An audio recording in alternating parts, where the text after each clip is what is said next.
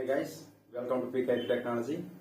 ఈ క్లాస్ లో మనం print numbers from 1 to n. So ఈ ప్రాబ్లం కోసం కోడ్ ఎలా రాయాలో ఈరోజు మనం డిస్కస్ చేద్దాం.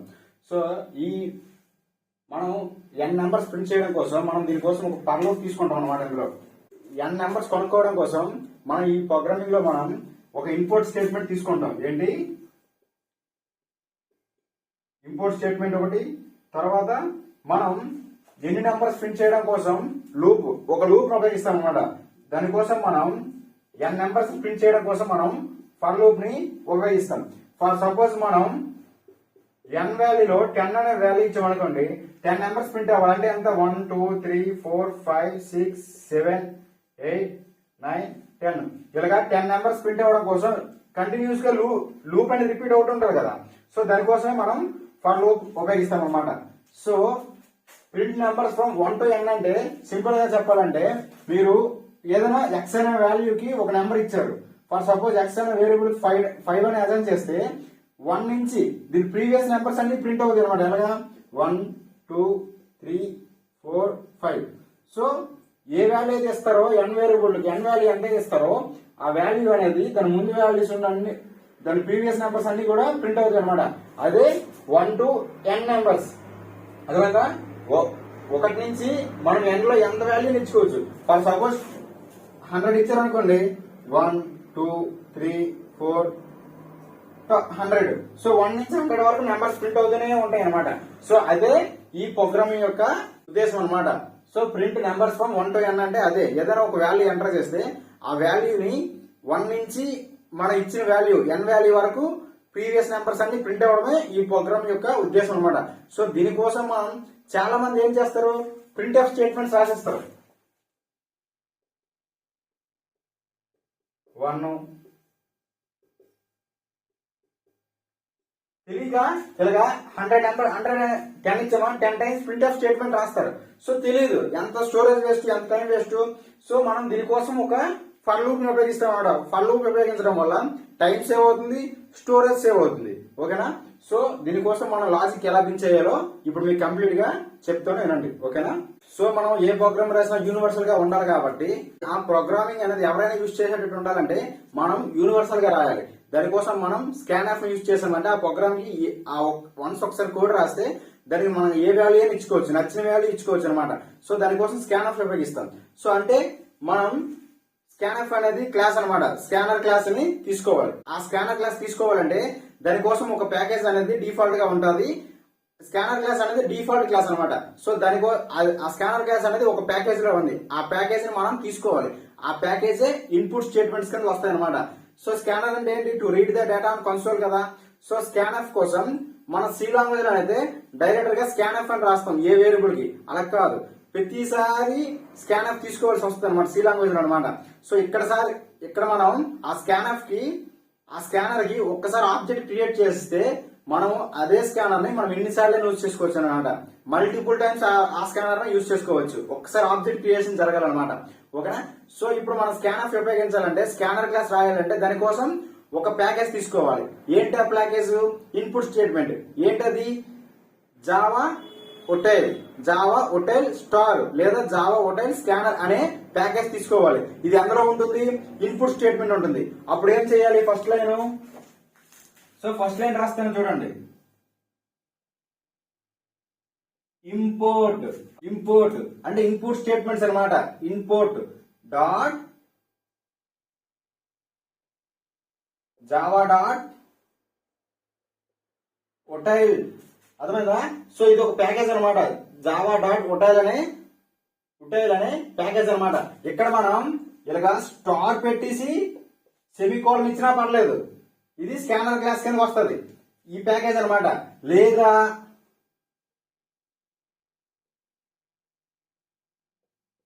స్కానర్ అని పెట్టి సెమికోలన్ పెట్టినా పర్లేదు అనమాట. అర్థమైనా. స్కానర్ పెట్టి సెమికోలన్ పెట్టినా పర్లేదు, లేదా ఈ డాట్ పైన స్టార్ పెట్టి సెమికోలన్ పెట్టినా పర్లేదు. ఇది ఒక ప్యాకేజ్ అనమాట. మన ఏ ప్రోగ్రామింగ్ లోనైనా సరే, జావా ప్రోగ్రామింగ్ లో ఎప్పుడైనా సరే స్కానర్ యూజ్ చేయాలంటే ఖచ్చితంగా ఈ ప్యాకేజ్ తీసుకోవాలి. స్కానర్ క్లాస్ మనం ఏ ప్రోగ్రామింగ్ లో అయినా సరే యూజ్ చేయాలంటే ఖచ్చితంగా ఈ స్కానర్ క్లాస్ తీసుకోవాలి. ఈ ప్యాకేజ్ తీసుకోవాలి. స్కానర్ క్లాస్ ఎప్పుడు ఉపయోగించినా సరే ఈ స్కానర్ క్లాస్ తీసుకోవాలి.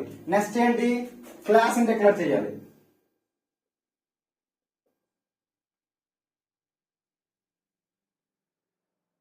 సో క్లాస్ అనేది కీవర్డ్ కదా, మనం క్లాస్ అంటే ఏంటి, name of the program, blueprint of the object. అర్థమైందా?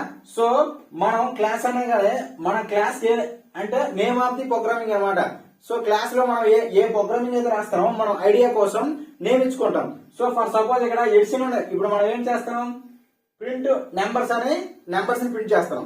సో మనకి దీన్ని సేవ్ చేసేటప్పుడు ఆ నేమ్ తో మనం సేవ్ చేసుకుంటే మనకేమవుతుంది, సో ఈ ఫైల్ అనేది ప్రింట్ నెంబర్స్ 1 to n అనే ప్రోగ్రామింగ్ సంబంధించింది అనేది అర్థమవుతుంది అనమాట. అందుకే మన నేమ్ కూడా ఏమి ఇచ్చుకోవాలి, మనం ఏదైతే ప్రోగ్రామింగ్ రాస్తామో ఆ ప్రోగ్రామింగ్ సంబంధించిన నేమే మనం ఇచ్చుకోవాలి. అర్థమైందా? క్లాస్ ఎప్పుడు కూడా, క్లాస్ అనేది ఏంటి, కీవర్డ్, అది ఎప్పుడు కూడా స్మాల్ లెటర్స్ లో ఉంటది. ఇప్పుడు నేమ్ ఇస్తున్నాం, నేమ్ లో ఎప్పుడు కూడా స్టార్టింగ్ లెటర్ అనేది క్యాపిటల్ ఉండాలి. గుర్తుపెట్టుకోండి. ఏంటి capital, print numbers, print numbers అనే క్లాస్ తీసుకున్నాం అనమాట. ఇక్కడ కర్లీ బ్రాకెట్ పెట్టాను. సో నెక్స్ట్ ఏం చేయాలి, మెయిన్ ఫంక్షన్ డిక్లేర్ చేయాలి. మెయిన్ ఫంక్షన్ క్లాస్ మనం తీసుకున్నాం కదా, క్లాస్ అనేది కీవర్డ్. మన నేమ్ ఏమి ఇచ్చాం, ఈ ప్రోగ్రామింగ్ నేమ్ ఏమి ఇచ్చాం, ప్రింట్ నెంబర్స్ అని ఇచ్చాం. సో మనం ఈ నేమ్ తో సేవ్ చేస్తాం, ఫైల్ సేవ్ చేస్తాం, జావా ప్రోగ్రామింగ్ సేవ్ చేస్తాం కాబట్టి మనకు ఐడియా వస్తుంది. ఈ నెంబర్ ఈ పేరు అక్కడ కనబడగానే సో ఈ ప్రోగ్రామింగ్ అనేది, ఈ ఫైల్ అనేది పలానా ప్రోగ్రామింగ్ సంబంధించిందని తెలుస్తుంది. అందుకే మన నేమ్ కూడా అదే ఇచ్చాను అనమాట. సో ఇప్పుడు మెయిన్ ఫంక్షన్ డిక్లేర్ చేయాలి. మెయిన్ ఫంక్షన్ ఏంటి, public static void main strings.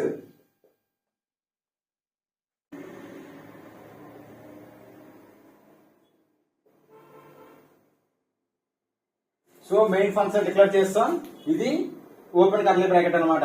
So public static wide main అనేది అంతా కూడా కీవర్డ్స్ అనమాట. పబ్లిక్ అనేది ఒక కీవర్డ్, స్టాటిక్ అనేది ఒక కీవర్డ్, వైడ్ అనేది ఒక కీవర్డ్, మెయిన్ అనేది ఒక కీవర్డ్.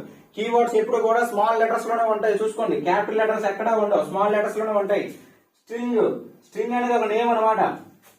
చూసారా, ఎస్ అనేది క్యాపిటల్ లోనే రాయాలి. స్ట్రింగ్ ఇక్కడికి వచ్చేసరికి open bracket, closed bracket. Args అంటే ఆర్గ్యుమెంట్స్, మనకి ఎన్ని చేయవలసిన ఆర్గ్యుమెంట్స్ ఇస్తాం కదా, సో ఆర్గ్యుమెంట్స్ అనమాట. ఇలాగా మనం మెయిన్ ఫంక్షన్ డిక్లేర్ చేసుకోవాలి.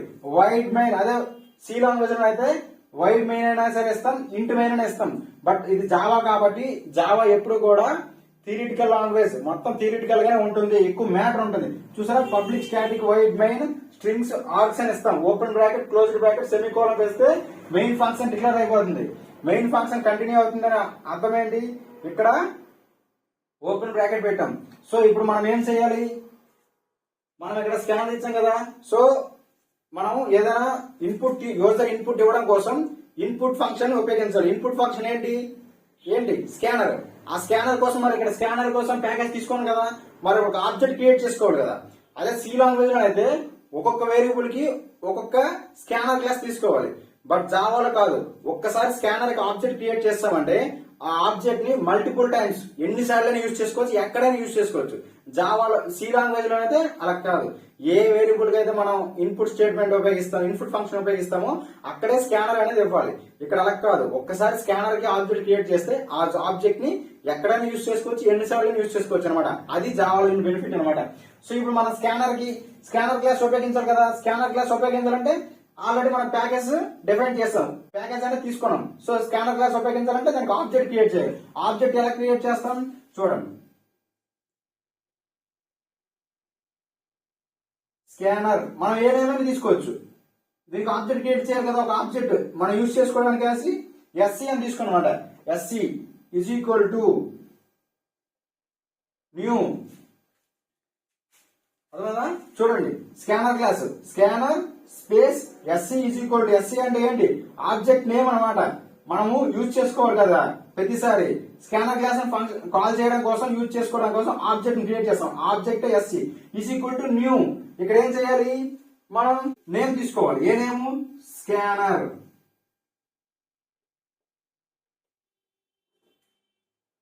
సిస్టమ్ డాట్ ఇన్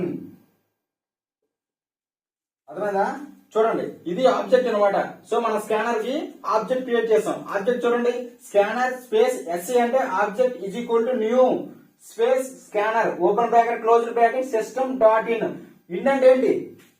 ఇప్పుడు మనం అవుట్పుట్ ఫంక్షన్ లో అవుట్ అని రాస్తాం, అంతేంటి అవుట్పుట్ ఫంక్షన్. మనకు అవుట్పుట్ అనేది కనబడుతుంది. ఇక్కడ మనం ఇన్పుట్ ఇస్తాం కదా, సో ఇక్కడ ఇన్ అంటే ఇన్పుట్ ఫంక్షన్ అన్నమాట. అర్థమవుతుందా? ఇన్పుట్ ఫంక్షన్ వాల్యూను రీడ్ చేసుకోవడం కోసం. To read the data on console. ఎక్కడ డేటాను రీడ్ చేసుకుంది? కామెంట్ పోర్టల్లో. అక్కడ డేటాను రీడ్ చేసుకోవాలి కదా. ఇక్కడ దాకా ఎగ్జిక్యూట్ అయ్యి ఇక్కడికి వచ్చిన తర్వాత మన ఇన్పుట్ ఇన్ అంటే ఏంటి? వాల్యూని రీడ్ చేసుకోవడం కోసం ఇన్ ఇస్తాం అనమాట. ఇది ఇన్పుట్ ఫంక్షన్ అర్థం అనమాట. అవుట్పుట్ ఫంక్షన్ కి ఏం చేస్తాం? అవుట్ అని ఉపయోగించాం.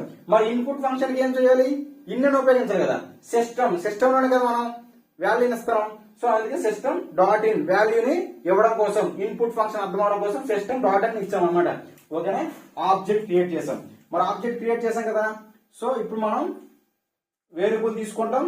వేరియబుల్ కి ఆబ్జెక్ట్ ని అసైన్ చేస్తాం అనమాట. సో ఇక్కడ చూడండి,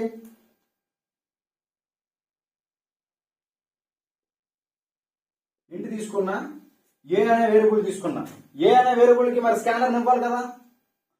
మన ఆబ్జెక్ట్ ఏమి ఇచ్చాం? ఎస్సీ అని ఇచ్చాం. సో ఎస్సీ తీసుకున్నాం. ఎస్సీ తీసుకున్న తర్వాత డాట్ పెట్టాలి. సో మనం వాల్యూ ఏదైతే ఇస్తామో ఆ వాల్యూకి తగ్గట్టు మెథడ్స్ ఇవ్వాలన్నమాట. గుర్తుపెట్టుకోండి, స్కానర్ క్లాస్ లో ప్యాకేజెస్ లో. సో ఇక్కడ మనం ఇంటి డేటా తీసుకున్నాం కాబట్టి వేరియబుల్ కి ఇంటీజర్ వాల్యూని ఇవ్వాలి. సో ఇక్కడ మనం స్కానర్ క్లాస్ ఇచ్చాం కాబట్టి మనం మెథడ్ ని డిక్లేర్ చేయాలన్నమాట. అవన్నీ కూడా మీకు ప్యాకేజెస్ క్లాస్ లో మీకు క్లియర్ గా చెప్తాను, ఏ యొక్క వాల్యూకి ఏ మెథడ్ ఉపయోగించాలన్నది. ఇక్కడ మనం క్యార్ అని ఉపయోగించామనుకోండి, ఇక్కడ మనం స్ట్రింగ్ ఇచ్చామనుకోండి, ఇక్కడ నెక్స్ట్ లైన్ అని మెథడ్ ఇవ్వాలి. ఇక్కడ మనం ఇంటీజర్ ఇచ్చాం కాబట్టి next into so method. So ఈ వేరియబుల్ కి స్కానర్ ఆబ్జెక్ట్ ని ఇచ్చామన్నమాట. అప్పుడు మనకు రన్ టైమ్ లో డేటాను రీడ్ చేసుకుంటుంది. ఏ డేటాని? ఏ ఒక్క వాల్యూను డేటాను రీడ్ చేసుకుంటుంది. ఏది ఇంటీజర్ వాల్యూ అని ఎలా తెలుస్తుంది?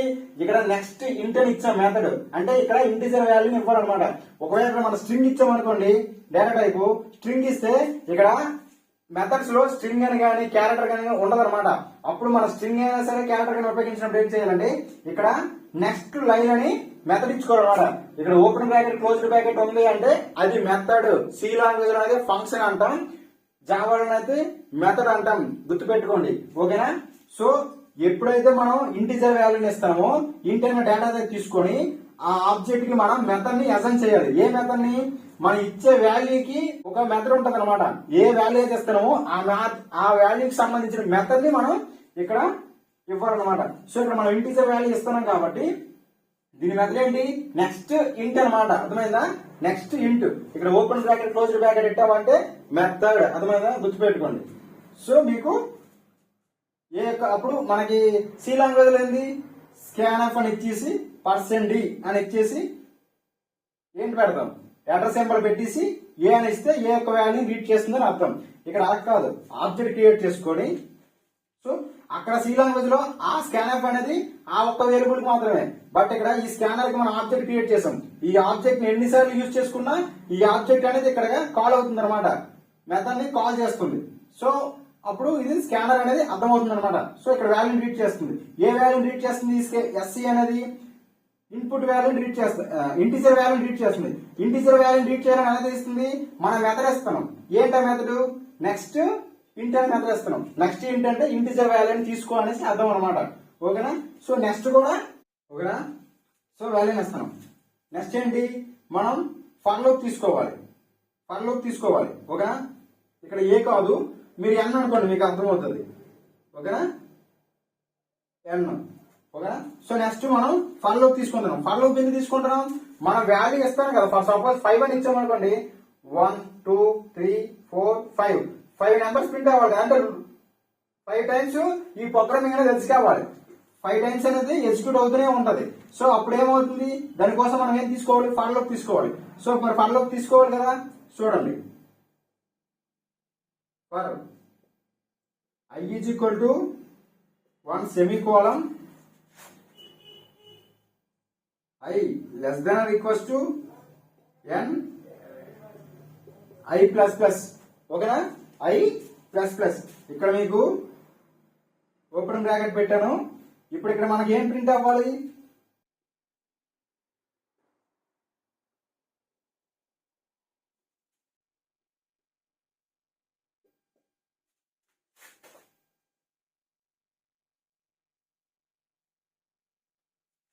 చూడండి, ఇప్పుడు మన n వాల్యూని ఫర్ లూప్ తీసుకున్నాం. ఫర్ లూప్ ఏంటి? i ఉంది, i is equal to 1. So ఇప్పుడు n ఉంది కదా, n కి మనం వాల్యూని అసైన్ చేస్తున్నాం. ఎక్కడ సేవ్ చేసేస్తున్నాం, వాల్యూని అసైన్ చేస్తున్నాం. n కి ఎంత ఇస్తున్నాం? 5 ఇస్తున్నాం. n లో ఎంత ఉంది? 5 ఉంది. సో నెక్స్ట్ వస్తున్నాం, ఫర్ లూప్ కూర్చోం. ఫర్ లూప్ లో ఏముంది?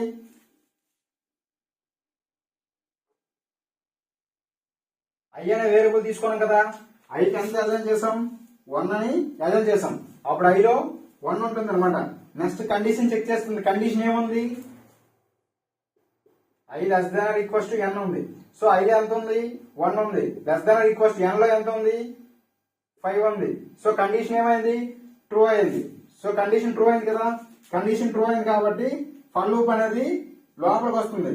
ఫర్ లూప్ అనేది లోపలికి వస్తుంది. ఓపెన్ బ్రాకెట్ ఇచ్చాం కదా, ఈ ఓపెన్ బ్రాకెట్ క్లోజ్డ్ బ్రాకెట్ మధ్యలో ఉన్న ఫస్ట్ బ్లాక్ ఆఫ్ కోడ్ దేనికి సంబంధించింది?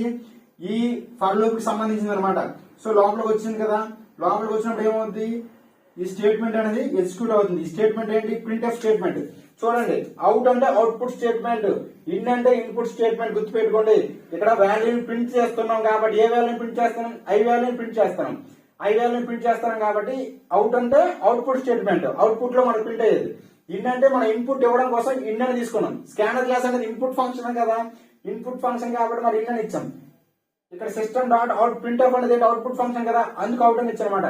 So system dot out dot print LN. Print LN అంటే నెక్స్ట్ లైన్ లో అవుట్పుట్ ప్రింట్ అవ్వడం కోసం చెప్తాను. చూడండి ఇప్పుడు మీకు, సో ఇక్కడ మీకు అవుట్పుట్ ప్రింట్ చేస్తాను. ఇది అవుట్పుట్ అనమాట. System dot out dot print LN. i లో ఎంత ఉంది మీకు ఇప్పుడు? 1 కదా, 1 కదా. సో 1 ప్రింట్ అయింది అనమాట. 1 ప్రింట్ అయింది కాబట్టి ఇక్కడ సో మరి బయటికి రాదు అనమాట. మళ్ళీ ఇక్కడికి వస్తుంది, ఇటరేషన్ వస్తుంది. i ప్లస్ ప్లస్ కదా,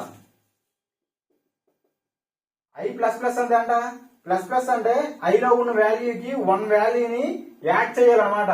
సో i లో ఎంత ఉంది? 1 ఉంది. 1 ప్లస్ 1 ఎంత అవుతుంది? 2 అవుతుంది. సో ప్లస్ ప్లస్ అంటే 1 వాల్యూని యాడ్ చేయాలి. దీనికి ఏ వేరియబుల్ ముందు అయితే ఉంటుందో దానికి i వేరియబుల్ ముందు ప్లస్ ప్లస్ ఉంది కదా. So i variable plus plus ఉంది కాబట్టి i కి 1 వాల్యూని యాడ్ చేయాలి. i లో ఎంత ఉంది? 1 ఉంది. 1 ప్లస్ 1 ఎంత అయింది? 2 అయింది అనమాట. ఆ 2 అనేది ఈ i వేరియబుల్ లో 1 పోయి 2 వస్తుంది అనమాట. మళ్ళీ ఫర్ లూప్ వస్తుంది అనమాట. నెక్స్ట్ లైన్ వస్తుంది. ఫర్ లూప్ లో ఏముంది ఇప్పుడు? అర్థమైందా? i ఎంత ఉంది ఇప్పుడు? 2 ఉంది. ఇప్పుడు మళ్ళీ ఇది ఓన్లీ చూడండి, ఇది ఇనిషియలైజేషన్. వాల్యూ ఒకసారి అసైన్ అవుతుంది. వన్స్ వాల్యూ అసైన్ అయిపోయిన తర్వాత దీంతో పనే లేదు. ఇప్పుడు i ఎంత ఉంది ఇప్పుడు? 2 ఉంది. 2 less than equals to n కదా. 2 less than equals to n. n ఎంత? 5 కదా. కండిషన్ ఏమైంది? ట్రూ అయింది కదా. 5 కన్నా 2 చిన్నది, 2 కన్నా 5 పెద్దది. కండిషన్ ట్రూ అయింది కాబట్టి ఏమొస్తుంది? ఫర్ లూప్ లోపలికి వెళ్తుంది. అంటే ఈ ఓపెన్ బ్రాకెట్ క్లోజ్డ్ బ్రాకెట్ మధ్యలో ఏ స్టేట్మెంట్ ఉంటుందో ఆ బ్లాక్ ఆఫ్ కోడ్ అనేది ఫర్ లూప్ సంబంధించింది అనమాట. ఫస్ట్ బ్లాక్ ఆఫ్ కోడ్ లేదా ఫస్ట్ స్టేట్మెంట్ ఈ ఫర్ లూప్ సంబంధించింది. ఏముంది? అవుట్పుట్ ఫంక్షన్ ఉందో. అవుట్పుట్ ఫంక్షన్ ఏంటంటే system dot out print L i value print చేయమంటుంది. ఇప్పుడు i లో ఎంత ఉంది? 2 ఉంది. 2 వచ్చిందా? సో మళ్ళీ ఎక్కడికి వెళ్తుంది? ఇటరేషన్ కి వెళ్తుంది. ఎక్కడికి వెళ్తుంది? ఇటరేషన్ కి వస్తుంది. ఇటరేషన్ ఏంటి? i plus plus. i లో ఇప్పుడు ఎంత ఉంది? 2 ఉంది. ప్లస్ ప్లస్ అంటే 1 వాల్యూని యాడ్ చేయాలి కదా. ఎంత అయింది? 3 అయింది. మళ్ళీ ఎక్కడికి వెళ్తుంది? కండిషన్ కి వస్తుంది. మళ్ళీ ఎక్కడికి వెళ్తుంది? కండిషన్ కి వస్తుంది. కండిషన్ లో ఏముంది? i less than equals to n ఉంది. i లో ఎంత ఉంది ఇప్పుడు? 3 ఉంది. Less than equals to n. n అంటే ఎంత? 5. కండిషన్ ఏమైంది? ట్రూ అయింది. కండిషన్ ట్రూ అయింది కాబట్టి ఫర్ లూప్ లోపలికి వస్తుంది. ఫర్ లూప్ లోపల ఏముంది? సిస్టమ్ డాట్ ప్రింట్ ఎల్ఎన్ అని ఉంది. అవుట్ డాట్ ప్రింట్ ఎల్ఎన్ ఉంది. ఎల్ఎన్ అంటే నెక్స్ట్ లైన్ లో ప్రింట్ చేయాలి. i వాల్యూని ప్రింట్ చేయమంటాను. i లో ఎంత ఉంది ఇప్పుడు? 3 ఉంది కదా. సో 3 ప్రింట్ అవుతుంది.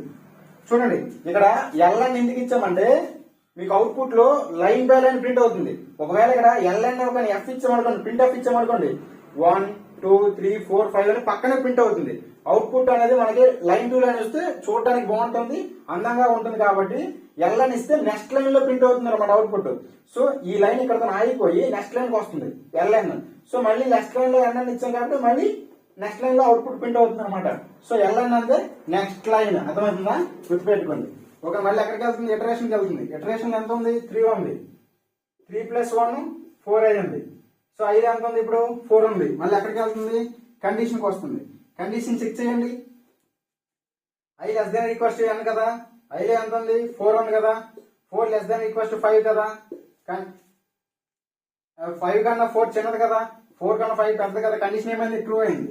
కండిషన్ ట్రూ అయింది కాబట్టి బ్లాక్ ఆఫ్ కోడ్ ఎగ్జిక్యూట్ అవుతుంది. ఏముంది? System dot out dot print LN open bracket close bracket I ఉంది. ఐ వాల్యూ ప్రింట్ చేయాలి. ఐ వాల్యూ ఎంత ఉంది? 4 ఉంది. 4 అనేది ప్రింట్ అవుతుంది అనమాట. సో మళ్ళీ ఎక్కడికి వెళ్తుంది? ఇటరేషన్కి వెళ్తుంది. ఇటరేషన్ లో ఏముంది? 4 ఉంది. i ప్లస్ కదా. అంటే ఎంత అయింది? 4 + 1 అంతా 5. సో మళ్ళీ అప్పుడు i వాల్యూ ఎంత అయింది? 5 అయ్యింది. సో మళ్ళీ కండిషన్కి వస్తుంది. కండిషన్ ఏముంది? System dot out dot print LN ఉంది. ప్రింట్ ఎల్ అంటే కదా, ప్రింట్ ఎల్ఎన్ ఉంది అనమాట. సో ఐ వాల్యూ ప్రింట్ చేయాలి. ఐ వాల్యూ ఎంత ఉంది? ఇప్పుడు 5 ఉంది. సో 5 ఉంది. సో మళ్ళీ కండిషన్ చెక్ చేస్తుంది. ఎంతవరకు? n value i max - n. i అనేది n వాల్యూకి రీచ్ అయిన వరకు చెక్ చేస్తుంది. రీచ్ అయ్యింది బట్ ఈక్వల్ టు ఉంది కదా, అర్థమైందా? సో ఇక్కడికి వస్తుంది అనమాట. 5 ఉంది. కండిషన్కి వచ్చాం కదా. 5 ≤ 5 కదా. కండిషన్ ఏమైంది? ట్రూ అయింది. ఎందుకు? 5 కన్నా 5 అనేది ఈక్వల్ అనమాట. 5 కి 5 కన్నా 5 తక్కువ కాకుండా 5 కి 5 అనేది ఈక్వల్ కాబట్టి కండిషన్ ట్రూ అయింది. లోపలికి వస్తుంది. సో లోపలికి వస్తుంది. అవుట్పుట్ మనకి లోపలికి వచ్చినప్పుడు ఏమవుతుంది? System dot out print LN ఉంది కదా. ఐ వాల్యూ ప్రింట్ చేయాలి. ఐ వాల్యూ ఎంత? 5 అనేది ప్రింట్ అవుతుంది అనమాట. సో మళ్ళీ ఇటరేషన్కి వెళ్తుంది. ఇటరేషన్ ఏముంది? 5 ఉంది. 5 + 1 అంతా 6 అయింది అనమాట. అప్పుడు ఐ వాల్యూ ఎంత ఉంటుంది? 6 ఉంటుంది. సో మళ్ళీ కండిషన్కి వెళ్తుంది. కండిషన్ ఏముంది? i ≤ n కదా. i ఎంత ఉంది? 6 ఉంది. ≤ n అంతా 5. కండిషన్ అనేది ఫాల్స్ అయిపోయింది. కండిషన్ ఫాల్స్ అయిపోయింది కాబట్టి మళ్ళీ బ్లాక్ ఆఫ్ కోడ్ మరి ఎగ్జిక్యూట్ అవుతుంది అనమాట. డైరెక్టర్ గా బయటకు వచ్చేస్తుంది. బయట ఏముంది? క్లోజ్ కర్లీ బ్రాకెట్ ఉంది. అంటే లూప్ ఫంక్షన్ కంప్లీట్ అయిపోయింది అనమాట. సో తర్వాత ఓ క్లోజ్ కర్లీ బ్రాకెట్ ఉంది. అంటే మెయిన్ ఫంక్షన్ క్లోజ్ అయిపోయింది అనమాట. మెయిన్ ఫంక్షన్ క్లోజ్ అయిపోయింది కాబట్టి మనకు అవుట్పుట్ అనేది 1 2 3 4 5 అనే అవుట్పుట్ వచ్చింది. అర్థమైందా? మనకు అంతే కదా. మన n యొక్క n నెంబర్స్ 1 నుంచి n వాల్యూ కనుక్కోవాలి కదా. n ఎంత ఇచ్చాం? మనం 5 ఇచ్చాం. 5 ఇచ్చాం కాబట్టి n వాల్యూస్ ఎన్ని అవుతాయి? 1 2 3 4 5 కదా. దాని ముందు నెంబర్స్ అన్ని అవే కదా. సో అవుట్పుట్ అనేది మనకి ఇలా కనపడుతుంది అనమాట. అర్థమైందా? సో అవుట్పుట్ ఎలా కనబడుతుంది? మనకి 1 2 3 4 అనమాట. అర్థమైంది అనుకుంటా. సో మీరు జావా ప్రోగ్రామ్ ఎగ్జిక్యూట్ చేసేటప్పుడు ఫస్ట్ ఫైల్ ని సేవ్ చేయాలన్నమాట. సో ఫస్ట్ ఇది మన నోట్ ప్యాడ్ లో రాస్తాం. నోట్ ప్యాడ్ లో రాసేటప్పుడు దీన్ని సేవ్ చేయాలి. ఎలా సేవ్ చేస్తాం?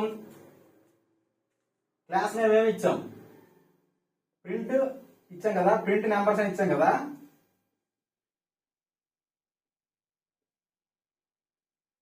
Numbers dot Java. So dot Java అనే నేమ్ తో సేవ్ చేయాలన్నమాట. క్లాస్ నేమ్ ని డాట్ జావాతో మనం సేవ్ చేయాలి. సో సేవ్ చేసిన తర్వాత ఏం చేయాలి? కామెంట్ పోర్టల్లో ఎక్కడ సేవ్ చేస్తాం? ఫర్ సపోజ్ దీన్ని డెస్క్టాప్ మీద సేవ్ చేస్తాం. డెస్క్టాప్ మీద సేవ్ చేస్తాం కాబట్టి ఇక్కడ మనం సిడి డెస్క్టాప్ అని కొట్టగానే సో ఈ కమెంట్ పోర్టల్ అనేది ఆ డెస్క్టాప్ లోకి వెళ్తుంది. ఈ ఫైల్ జావా ఫైల్ ఉందా లేదని. అర్థమైందా? కమెంట్ పోర్టల్ లోకి వెళ్తుంది. కమెంట్ పోర్టల్ లోకి వెళ్ళిన ఏం చేస్తుంది? కంపైలేషన్ చేయాలి కదా మరి. అర్థమైందా? ఇప్పుడు మనం ఈ ఫైల్ అనేది ఎక్కడ సేవ్ చేసాం? డెస్క్టాప్ లో సేవ్ చేసాం. మరి కమెంట్ పోర్టల్ అనేది డెస్క్టాప్ కి వెళ్ళాలి కదా.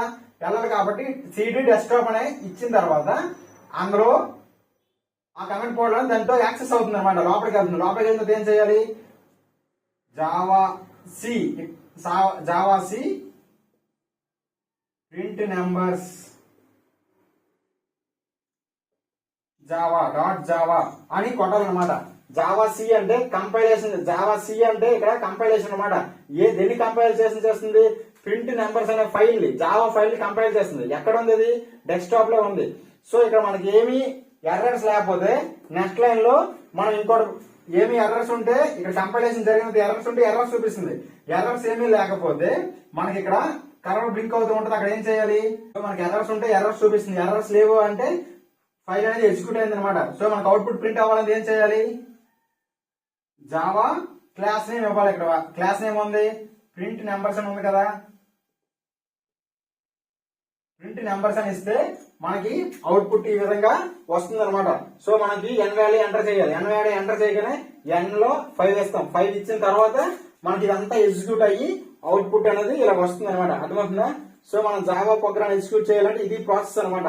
ఫస్ట్ క్లాస్ నేమ్ ని జావా డాట్ అని సేవ్ చేయాలన్నమాట. అప్పుడు జావా ఫైల్ అని సేవ్ అవుతుంది. తర్వాత కమెంట్ పోర్టల్ లోకి వెళ్ళి ఎక్కడ సేవ్ చేసాం దీన్ని, డెస్క్టాప్ మీద సేవ్ చేస్తే కమెంట్ పోర్టల్ లో ఫస్ట్ సిడి డెస్క్టాప్ అని కొట్టాలి. అప్పుడు ఆ డెస్క్టాప్ లోకి కమెంట్ పోర్టల్ అనేది యాక్సెస్ చేసుకుంటుంది అనమాట.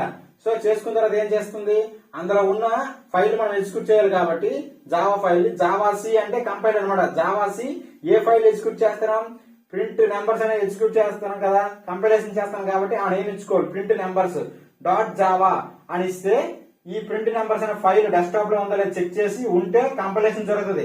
కంపైలేషన్ చేసిన తర్వాత ఎర్రర్స్ ఉంటే ఎర్రర్స్ చూపిస్తుంది. ఎర్రర్స్ ఏమీ లేవు అంటే కరెక్ట్ గా ఉంటే మనకి ఇక్కడ నెక్స్ట్ లైన్ లో బ్లింక్ అవుతుంది. అప్పుడు ఏం చేయాలి, అవుట్పుట్ ప్రింట్ అవడం కోసం జావా క్లాస్ నేమ్ ఇవ్వాలి. క్లాస్ నేమ్ ఏంటి, ప్రింట్ నెంబర్స్. ప్రింట్ నెంబర్స్ ఇవ్వగానే అవుట్పుట్ ప్రింట్ అవుతుంది అనమాట. సో ఈ అంతా జరిగి మనకు అవుట్పుట్ 1 2 3 4 5 అని ప్రింట్ అవుతుంది. ఓకేనా, అర్థమైంది అనుకుంటా. సో నీకు నా ఎక్స్ప్లెనేషన్ లో కానీ నా క్లాస్ లో కానీ మీకు ఏమైనా డౌట్స్ ఉంటే మాత్రం కామెంట్ సెక్షన్ లో తెలియజేయండి. నేను ఖచ్చితంగా మీకు రిప్లై ఇస్తాను. ఓకేనా.